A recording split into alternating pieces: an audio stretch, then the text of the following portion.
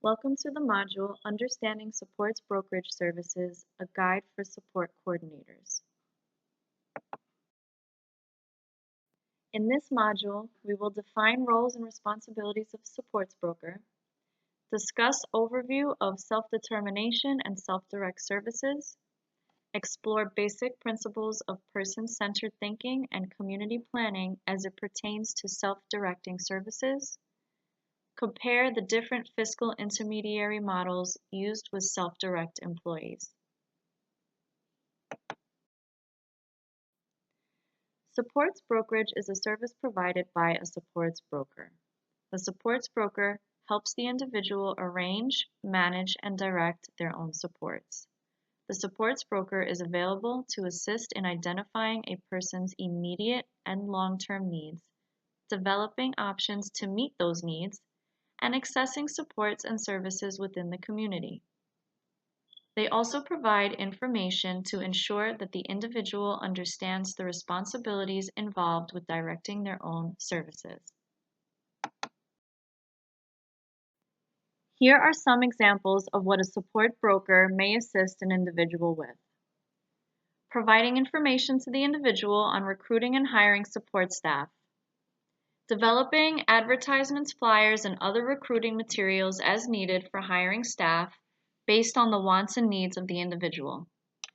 Interviewing potential applicants along with the person with disabilities and/or their guardian. Helping determine pay rate and scheduling of staff as well as any training needed. Assistance to complete and submit employment paperwork to the fiscal agent. Support in managing workers, resolving conflict, and termination procedures. Identifying areas of support that will promote success with self-direction and interdependence and share the information with the team and the support coordinator for inclusion in the ISP. Helping the person to find and access natural and generic supports in their community and build a strong natural support system. Identifying resources that may be able to meet immediate and long-term needs. This could include financial, housing, family, transportation, enhanced planning, or other resources that are needed. Let's talk about some functions that are not performed by the supports broker.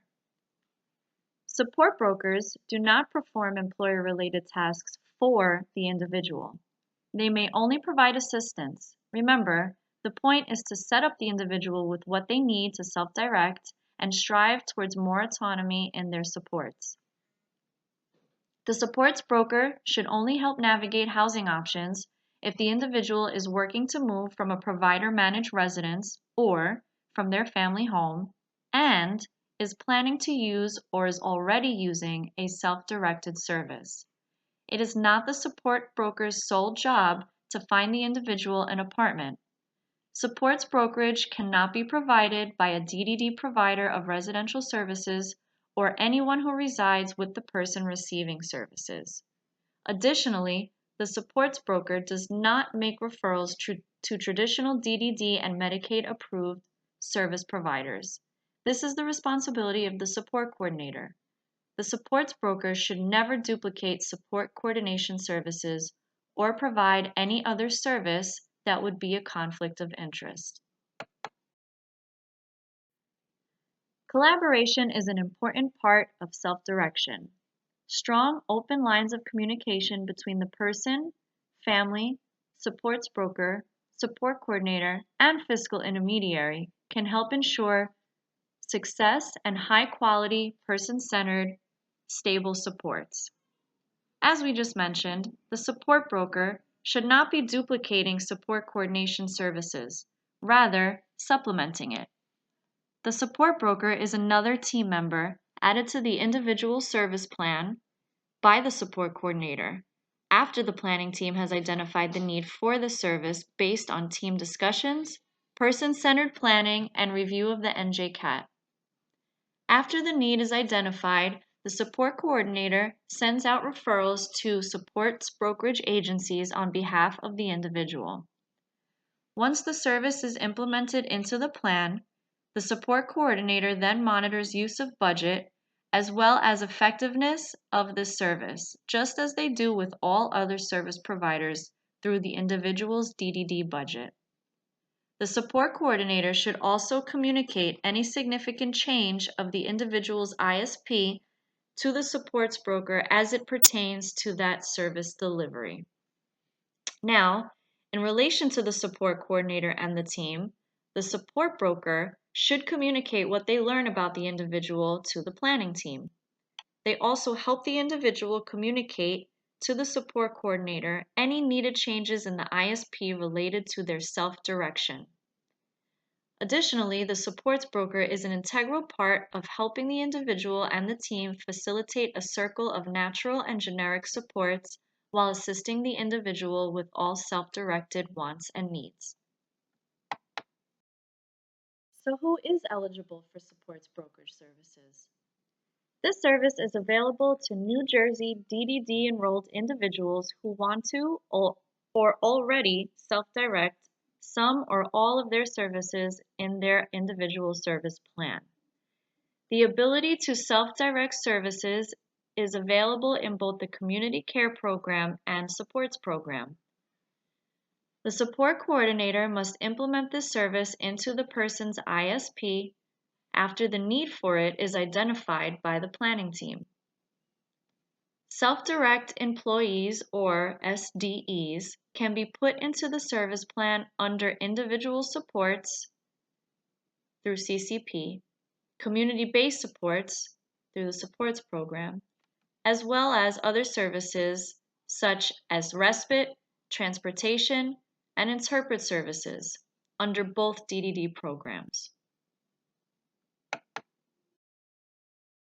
The need for supports brokerage services should be identified through team planning and discussions between the support team, the support coordinator, and most importantly, should include the voice of the individual and/or their guardian. These discussions should include a review of the NJCAT, ISP, and PCPT, or the Person-Centered Planning Tool.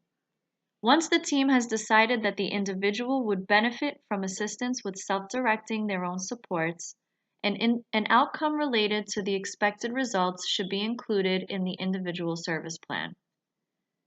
Outcomes often provide a vision for the future by describing something a person wants to accomplish, change, improve, or maintain in their life. The outcome should reflect what the person wants to achieve with the help of the support broker regarding self-directed services. All functions performed by a supports broker must be related to the personal and assessed outcomes related to the PCPT in the individual's service plan. This is the form that is sent out to support brokerage agencies by the support coordinator when assisting to identify a support broker for the individual. This form can be found on the server under the Support Brokerage folder. In a traditional service model, professionals select the services and supports a person should use. Traditional agencies take responsibility for employing direct support workers and determine the support strategies implemented by service providers. This is often one-sided and does not give the recipient a voice in their own support services.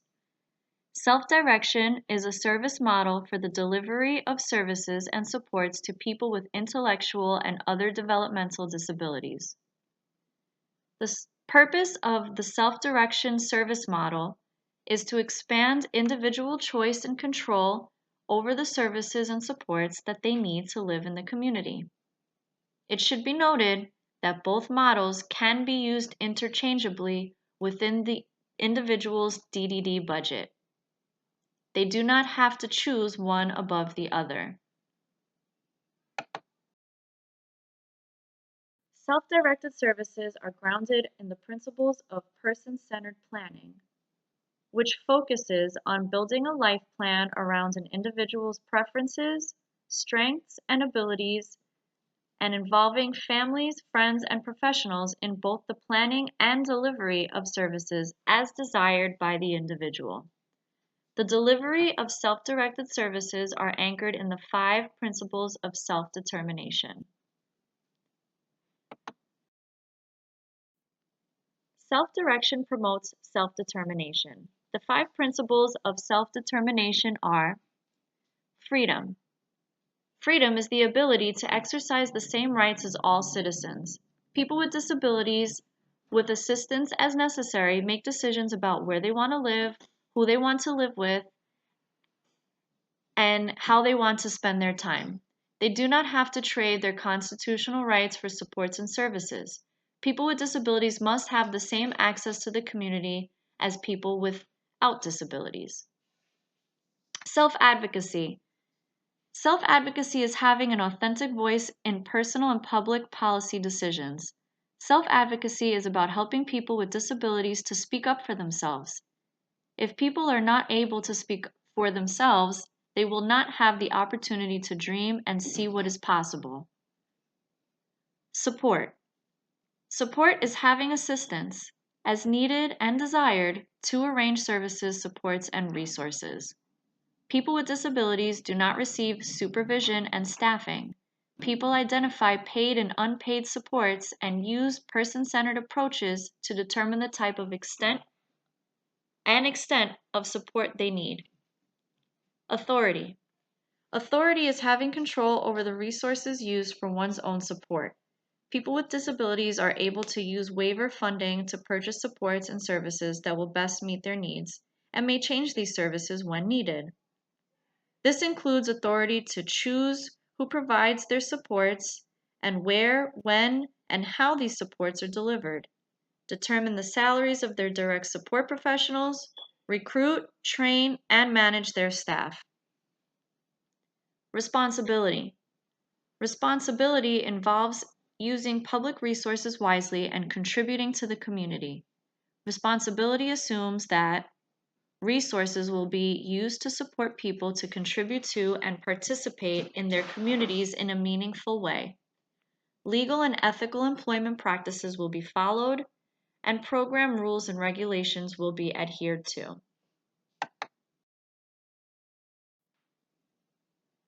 The support broker may also be put into the plan to assist with community mapping, to identify or take inventory of existing services and organizations matched to a particular purpose.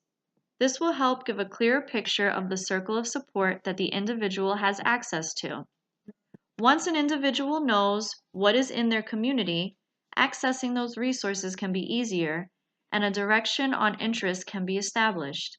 The support broker may help identify things like gardens, parks, bike paths, fishing spots, wildlife centers, social clubs, hobby and collectors groups, and so on.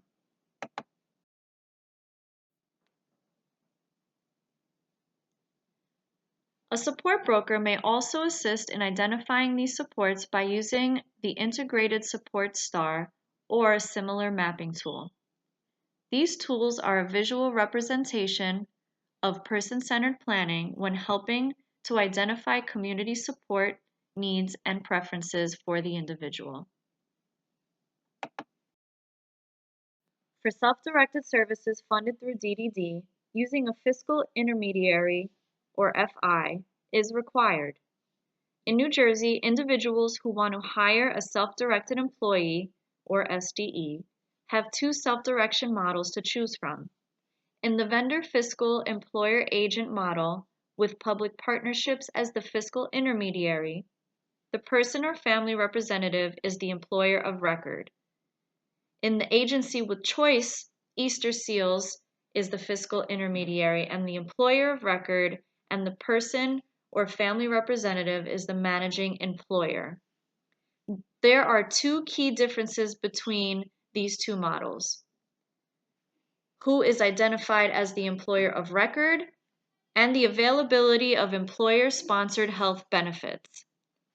It will depend on the individual's needs and preferences, as well as the ability of their DDD budget to support the per member per month cost of participating in the agency with choice model. The support coordinator and planning team members meet to determine which option is a good fit.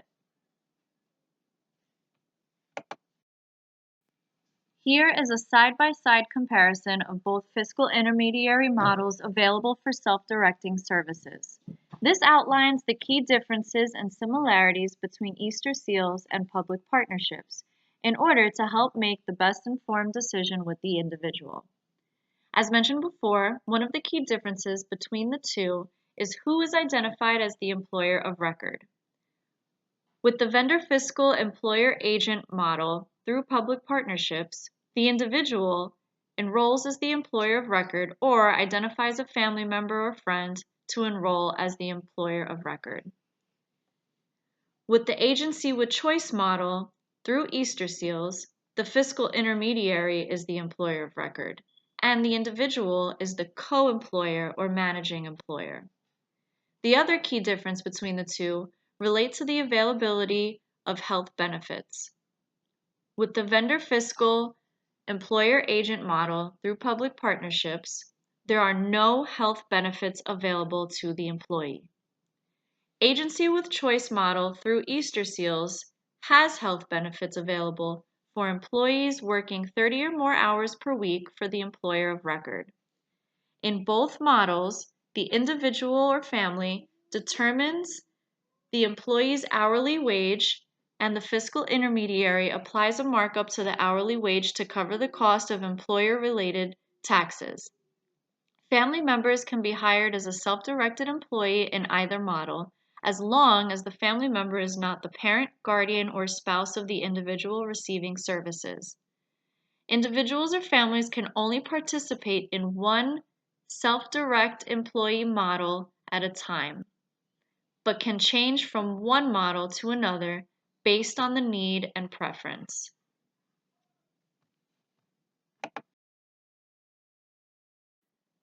When it is determined that a self-directed employee will be implemented, these are the authorization forms that should be filled out and sent to the fiscal intermediary that is chosen by the individual and the team. One is for public partnerships and the other is for Easter seals. The support coordinator will fill it out and send it to the email address listed on the form, depending on which is chosen.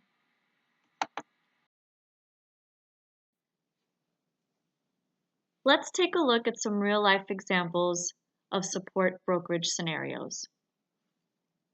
Jose is a 54-year-old man who receives DDD services and loves the outdoors.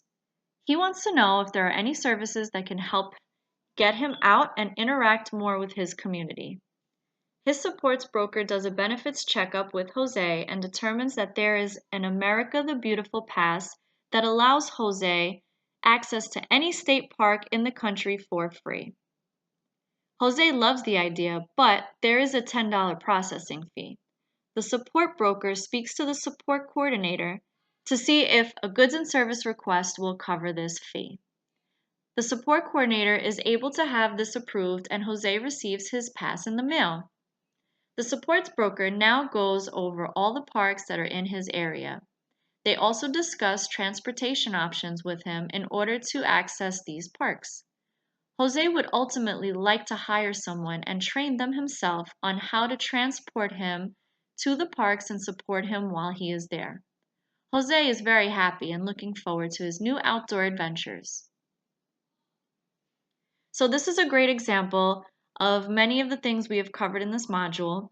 The support coordinator and support broker worked together and used community mapping to help Jose achieve his goal of being outdoors while also exploring self-directing services. Maria is her own guardian. She receives DDD services and already lives in her own apartment. She currently receives individual supports through her DDD budget. The individual support staff comes to her house twice a week to help her grocery shop and do her laundry. Maria requires a lot of physical assistance with her medical and mobility equipment while completing those tasks. While she gets along well with the staff, she feels as if they are not adhering to her support needs based on her personal preferences. Staff insist that they must support Maria the way they've been trained by their agency. Maria lets her support coordinator know that she would prefer support staff that she could manage and she could train based on her personal preferences. Now is a good time for the support coordinator to discuss self-direct services and supports brokerage with Maria. So this scenario highlights the differences between a traditional model and a self-directed model that we discussed earlier. Self-directing will allow Maria to hire and train staff with the help of the support broker based on her personal preferences as opposed to that of a traditional agency.